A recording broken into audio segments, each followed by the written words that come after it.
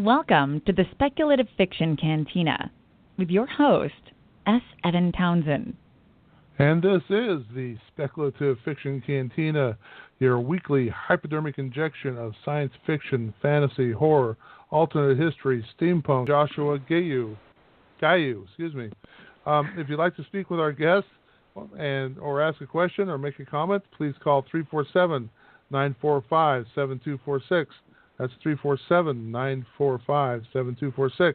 Finally, if you'd like more information about my guests, it's on my blog at blog.s7townsend.com. That's blog.s7townsend.com. Or if you're on my website, click the Writer's Thoughts link at the top of the page, because that's the very unoriginal name I gave my blog.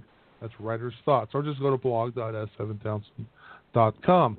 Josh, hello to you. Hey, how's it going? It's going great. How are things with you? Surreal. Surreal. This is the first time I've done anything like this. It's very different. Did I screw up your name like everyone else does? No, it's cool. I'm totally used to it. No big deal. Okay. Alrighty. So Josh, tell us a little bit about you. Okay. Well, I live out in Southern California, and I'm a senior engineer at an in-flight entertainment company. We put all the fun entertaining stuff on aircraft. And I run a team in the integration department where we focus on satellite communication systems. So it's satellite connectivity off the aircraft to the ground, and we're kind of in charge of taking all the bits and pieces that make a system like that work and putting it together and getting it out the door. Wow. So that's like the day-to-day grown-up stuff that pays the bills, right? Because I'm not getting rich doing this anytime soon. And then at home I've got my wife, I've got my 10-year-old son, and I kind of putz around the house and mostly just do whatever my wife instructs me that I'm doing that day, because I'm useless on my own. All right. This has nothing to do with this. Is that how Wi-Fi on airplanes work? Is through satellite, or is that radio to the ground? So there's several different ways to do it. The particular system that I work on is via satellite to the ground. Oh, okay. And Wi-Fi itself is just a wireless access point that runs on the plane. Right. So your device, whatever it is you're carrying with you, will connect to a WAP, just like something that you have in your own home. Right. And then we route that through a server, which is really just a complicated router, and then we do some fancy stuff to the data, and then we send it down to the ground and get you out to the internet that way. Okay, yeah, I was wondering, because I've flown a few times and they've had Wi-Fi on the plane. I'm like, well, I have Wi-Fi in my house, so I know how that works, but I have no idea how it gets from the plane to the internet. We're bouncing it off satellites. Tell us about Same question? Commune. No, well, yeah, except your book. Tell us about Commune Book One, which obviously is the book one of a series. Yeah, it's. So you were asking about genres, and the best that I can give is it's basically a post-apocalyptic story, and I really took that setting just because it was the most conducive to the story that I kind of had banging around in my head. What I was really interested in exploring was how people behave when there aren't any rules anymore. So I kind of set up this scenario where you have this massive catastrophic event where a significant portion of the Earth's population is basically killed off in short order. And then you've got this very small pockets of survivors that are left. And then, the question that comes from there is what do you do with that, and how do you survive? And I took some inspiration from a lot of different, shows, books, and other stuff, right? Like there's zombie fiction all over the place now, right? But one of the things that I kind of noticed with any kind of zombie story, especially like The Walking Dead on TV or whatever, is that the zombies always end up being like the most boring part, right? Because after you learn how to deal with them, you're pretty much handled. They're dumb. They can't strategize, and pretty much put one in the brain, and that's over with. So then the major antagonist that you always run into it always ends up being humans. But then in a lot of that media, the bad guys, or the human bad guys, they always end up being very cartoonish. They're always like mustache twirling, like our Negans. And yeah. I have a hard time with that personally, just because there's very few people that I've met that are just all bad like that. And you meet one or two perhaps in your entire life, but those are outliers. Those are people that are wired wrong. And when you find people like that, you don't find a whole crew of people that are willing to follow that guy, because it's just clear that there's something wrong with them. So in my books, what I'm trying to do is I'm outside of the fact that it's the post-apocalypse and everything's falling apart, I'm trying to kind of stay grounded in reality and explore realistic antagonistic relationships between different groups of people, and then develop a few other interesting things besides. And it's kind of fun. I just released the second book in the series yesterday, and it's going some fun places. I for the most part, I know where it's going. I know what the beginning, middle, and end is, but there's been some things that kind of popped up that I didn't expect along the way. So I'm having a lot of fun just exploring right now. Okay, yeah, it sounds fun. Is it it's not, your book isn't, to be clear, it's not about zombies, it's about no, absolutely not. What I ended up doing was I wrote a zombie apocalypse books, but I just skipped the zombies. I didn't want zombies at all. I wanted to go straight into interhuman conflict. That was the meat of the whole thing. Yeah. Yeah, basically, my opinion is if something like that happens, if you strip away the veneer of civilization, basically the meanest person is going to be in charge, because that's the way it was before we decided to tell governments they couldn't be the meanest person in charge. Yeah. Well, I kind of wonder about that though, because in order, like you look at examples that we have in the world today for warlords and despots and so forth. And a lot of people in those areas, they come into power through a few means. One, there's like extreme poverty, right? And then when you end up with extreme poverty, you also have extreme ignorance. So you can probably take a culture of people that are, they got a low education, and you can indoctrinate them into a way of thinking and get them to go the way you want. But what I'm specifically looking at within my books, I'm very, America-centric in these writings. It's not international at all. But the general level of education in the country it's okay, this is debatable, but I like to tell myself that it's a little bit higher than average. And so if you start with a population base of people that are essentially educated and they're essentially good people, right? Sometimes I have a hard time picturing that you get one guy who's like a super jerk or just this evil killer, and everybody just all together agrees, well, let's follow that guy, without like some really good reasoning behind it. So it's just it's like I said, I'm trying to keep away from anybody who is cartoonishly bad. I want at least antagonists that you can look at and see things from their point of view and say, okay, well, maybe he's not evil. Maybe I just kind of disagree with the way he's going about things. Okay, that's good. Yeah, I like that. That's the approach you're taking. Book 2 is coming out yesterday, you said? Yeah, I just released it. Yeah. And it's entitled Commune Book 2, I assume? Yes.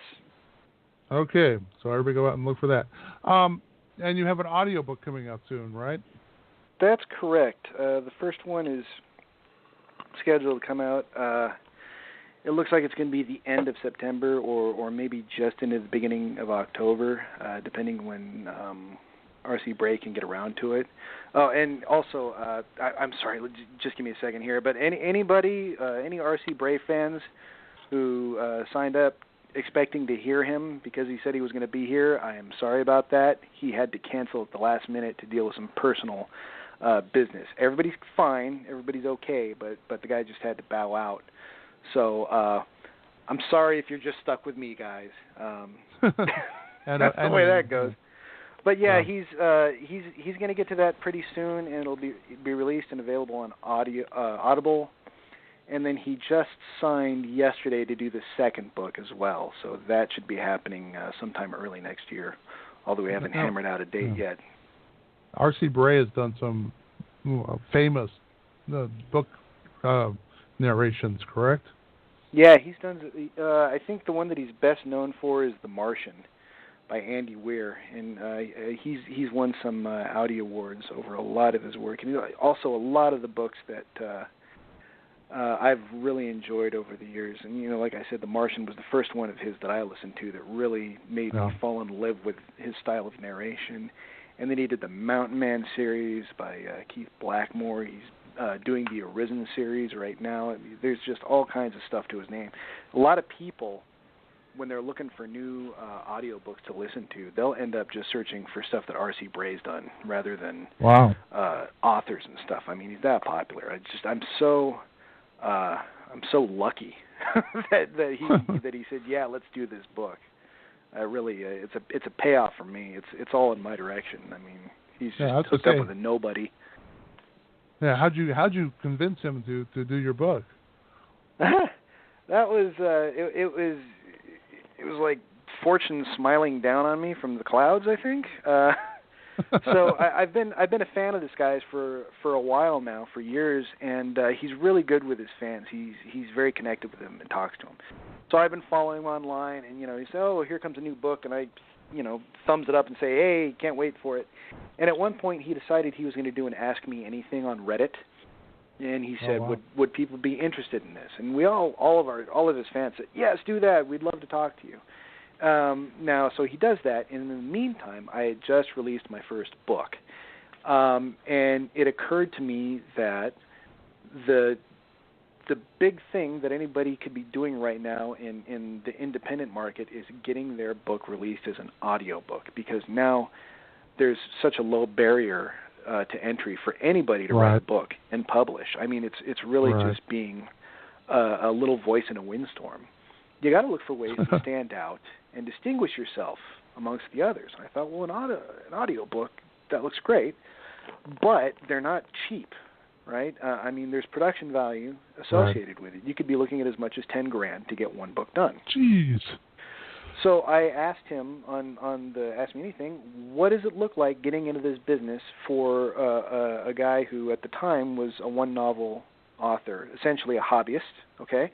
Right. And what does that look like, assuming that I've just got my job and I don't have a ton of production money to throw in there? I thought that you had to put money up front. And he said, "Wow, great question. That really takes a long time to answer here."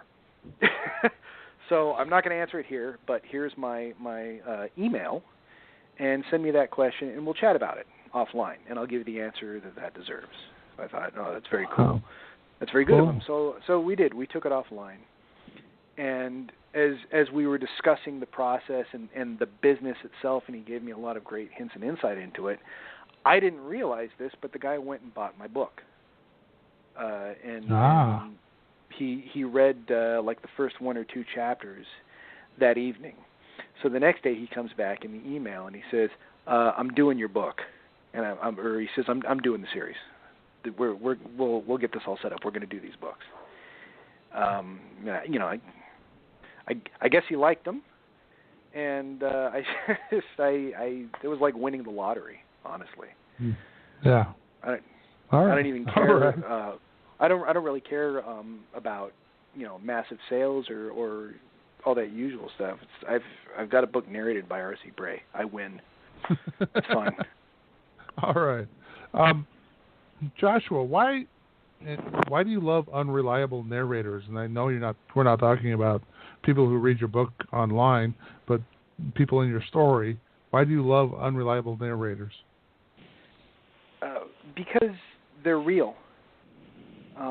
Anyone who relates a story to you is an unreliable narrator. Anybody who tells you a story, they're going to be unreliable. That's why the game telephone works, right? Right. You can experience something firsthand, and you can get as close to what the truth actually is, or someone can tell you about it, in which case it's only really just a copy of what happened. In a lot of cases, a low resolution copy. And I think that you can play with that as a writer in such a way that you can engage the reader, and you can make them an active participant in the story instead of just a passive observer. And obviously, I'm not the guy that came up with this stuff. This has been around for a while. Right. My hands down favorite sci-fi author, if you want to pigeonhole him to a genre, is Gene Wolfe. Are you familiar with Gene Wolfe at all? No, I'm not.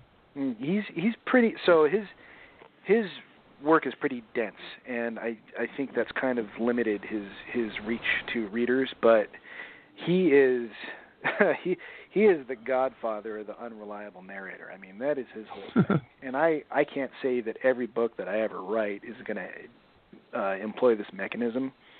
But for this series of books, especially for what I'm trying to do with these characters, it's worked out really well, and it gives the opportunity to do things that you otherwise wouldn't be able to do with an omniscient third person perspective. Right. It's interesting when you have somebody tell you a story from their perspective, and then you have another person or another character tell you that same story from their perspective, but you find that things don't line up. Right. You start to realize that, okay, well, there's some things happening under the surface here, and I need to do some reading between the lines. And right. For myself personally as a reader, every book that I've ever had that asked of me to put that extra effort into the story were books that stuck with me. And they're books that I keep coming back to because they reward additional read-throughs. You go through one time and you can read the story passively and okay, this was fun. This was a fun story. Certain things were a little confusing. And then if you go back on a second pass and you start picking up these little hints and you realize, oh my God, there's so much more going on here than I realized. I'm right. not claiming that I'm as good as Wolf. This is my first series of books. I'm pretty novice at this, but I like to think that I'm getting it. The people who have read it have told me that they've been good and they've enjoyed it. So, I mean, hopefully. All you really hope is that the readers enjoy the damn thing, right? Right, exactly, and then they'll come back for more. It's interesting because I was thinking while you were describing the unreliable narrator, Kurosawa, the famed Japanese director, did a movie which I cannot remember the name of. I'll think of it after the show's over, obviously, but where there was a murder, and it's set like in feudal Japan, like the 1500s or something, and there's a murder, and they show it from the witness's viewpoint, the victim's viewpoint, the victim's wife viewpoint, and the murderer's viewpoint, and they all don't match up, and so that's the exact thing of the unreliable narrator. People, and cops will tell you this. You got three people who witness the same event; they'll each have a different story. Oh yeah, so. It's incredibly engaging too. And then in at least the first two books that I'm doing here, what's actually happening within the framework of the story itself is that there are people there's these survivors that are living in this group of people, and there's one of them that's been designated as their historian. So he's got to record down everything that's happened to these folks. So what you have is all of these people relating the events to him as they understand it, but then he's taking it and he's converting it from an interview into written text. So you've got two layers of distortion, right? You've got the person that's relaying memories as they see it, but then you've got this other guy who's cleaning it up and sanitizing it so it flows like a story.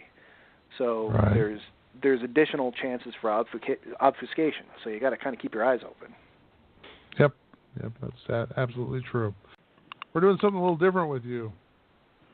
Yeah, so Bob couldn't show up, but he was good enough to pre-record the reading he was going to do and send it along. Yeah, because R.C. Bray, also known as Bob, was going to be a guest also and do the reading for Josh, but couldn't make it, so we have a reading. Does this need any introduction, or should I hit play? I think roll it, man.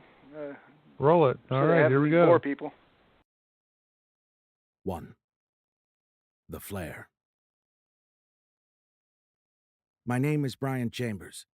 My job, within the context of this document, is to write down everything the members of the commune care to share.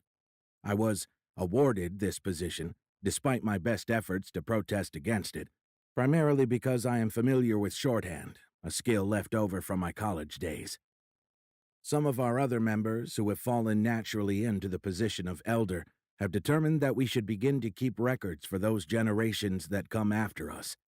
I would add that concerns for such concepts as legacy and posterity naturally become the province of the aged.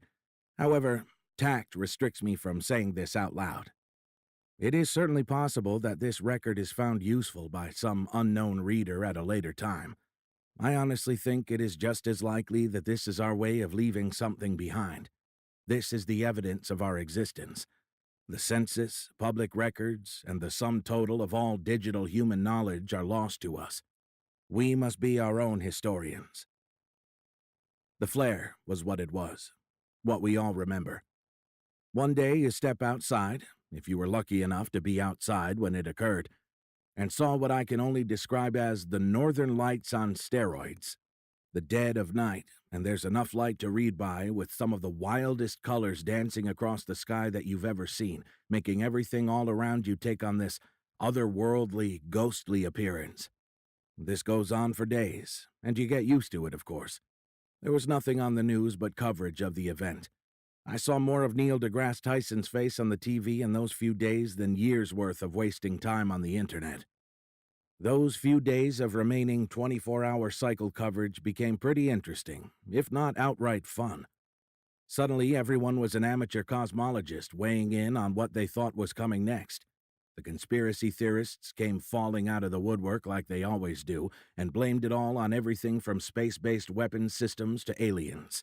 The journalists on TV ate all this garbage up, because what the hell else are you going to do with a 24-hour news cycle? And hit their expert guests with unceasing, breathless questions. What comes next? What are the rumors we're seeing on Reddit? What should our viewers at home be doing? At first, all the experts were very soothing. They almost fulfilled the role of hyperbole goalies, catching each idiotic or leading comment from the news anchors and pulling them, and everyone else, back down to reality. In the first day, all we heard were the few lines of calming mantra. Solar flares and coronal mass ejections, CMEs, are two different things and don't always occur at the same time. It's incredibly unlikely that a CME would be directed right at Earth given the distances involved. The Earth has this really neat thing called a magnetosphere in place to protect us from this kind of activity, and so on. A couple of days into the dazzling skylights, we started to notice the narrative change. The experts became less placating. We heard less and less about the likelihood, or lack thereof, of an impact to day-to-day life as a result of the solar event. We heard more and more side stories about disaster preparedness kits, how much water you should have stashed on hand, knowing the location of local community crisis management centers. Various local news stations started to broadcast the possibility of rolling brownouts as a mitigation tactic just in case something really gnarly was coming our way. I actually don't know if anything ever came of that. It seemed the officials had only just begun to discuss mitigation when all the lights went out. This was no normal outage either. I recall sparks jumping out of some of my wall sockets, and a few of the homes up the street burned down completely. We had already been living with the idea that something like this could happen for at least a few days by this point, so many of us started to filter outside from our houses. Usually you just stay inside, light a candle, and wait for your Wi-Fi to come back. It was evening, and I was standing around outside discussing the possibility of a block-wide barbecue with a neighbor when we all started hearing the crashing of the cars up and down the highway. Later on, some of us figured out that it probably wasn't every car that started crashing, just the newer, fancier ones that had fully electronic braking systems. It was a little after that when planes started falling out of the sky. Again, not all of them, just the really unlucky ones with electrically controlled hydraulic systems.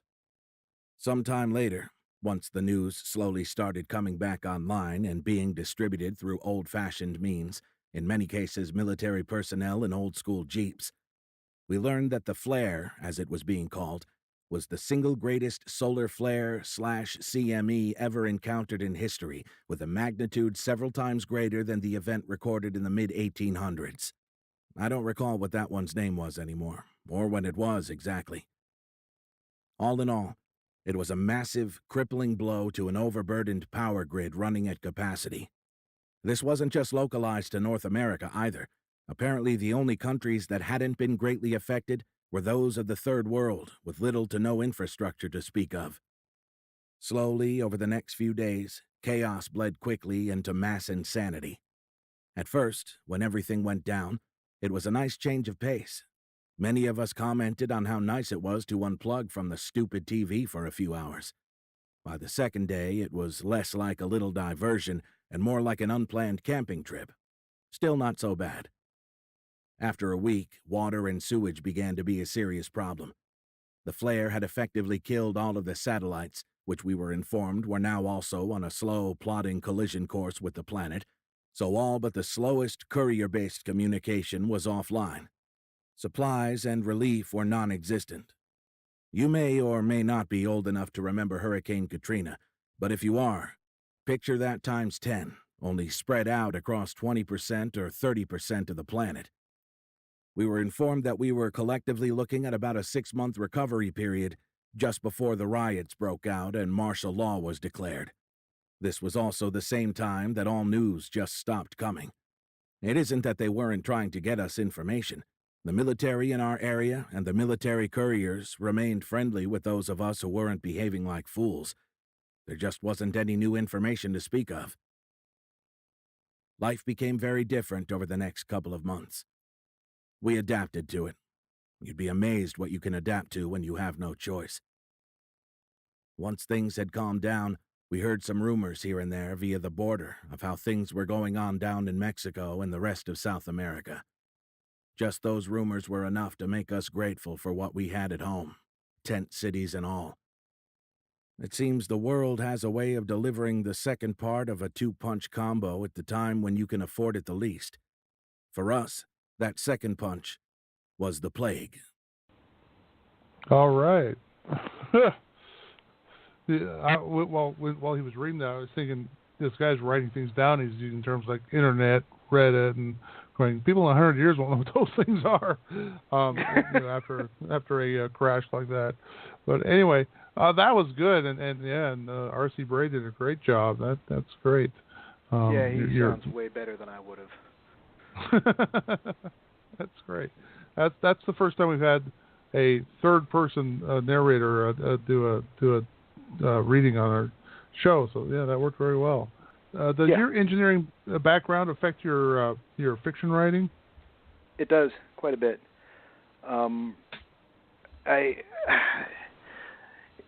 It's tough to describe, but I'm going to give it a go here. I'm a problem solver. That's what I do. Right.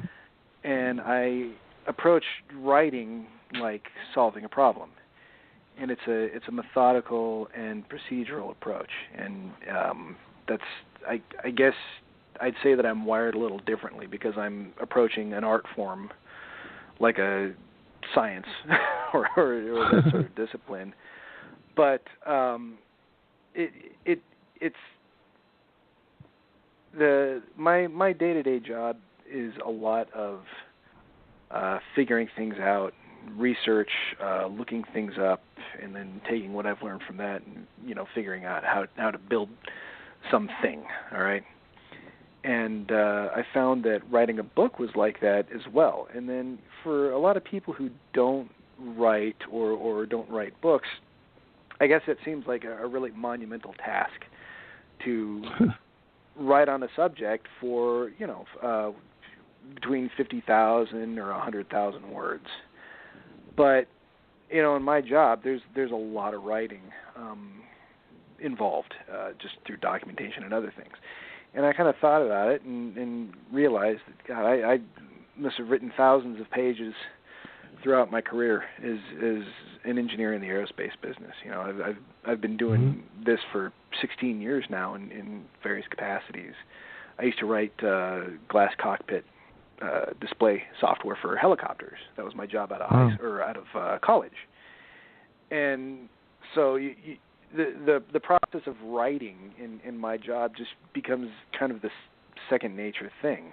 So that's not hard. What's hard is putting together a good story that paces well with compelling characters, and it needs to have a point, right? You don't want to just ramble on and on about a few ideas in general. There needs to be some kind of point or idea that you're trying to convey that can be summarized simply. X equals Y, or does X equal Y? And so for these books that I've done, I had this idea that I wanted to write them quite a while before I actually sat down to write them. And it was this little thing that was bouncing around in the back of my head. And I started to ask myself questions about this type of scenario. How would you survive? What would be the important things to do in the short term and the long term and that sort of thing? And I got interested in prepper culture and survivalist culture. And I had about a good year-ish of research that I did. I kind of sat down and absorbed all of these details. And then in the process while I was doing that, I was just building this little story in my head that kind of started out with, like 3 main characters, and then they would morph and grow and pick up more people over time. And it was just, like I said, it's just this procedural, methodical approach where it kind of starts out with this idea of, okay, well, here's all the problems lined up for you that you have to solve, so figure out how to solve them, and then figure out how to do that in a literary context. And then that kind of becomes the backdrop. That can't be the main event of the story, or it's just a how-to survival guide. So that's going to be boring. So now you got to put some characters on it, and they need to have something to do, and that's where the main idea or the point comes in. They need to behave in such a way that expresses the point that I'm trying to make through these stories.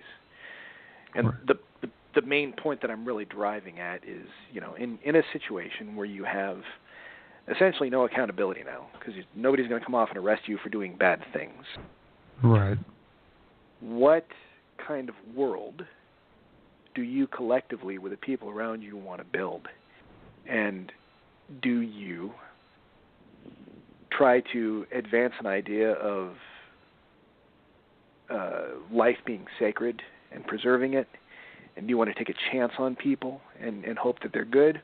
Or do you want to just assume that everybody's going to be an evil, Mad Max lunatic and just kill everybody on sight?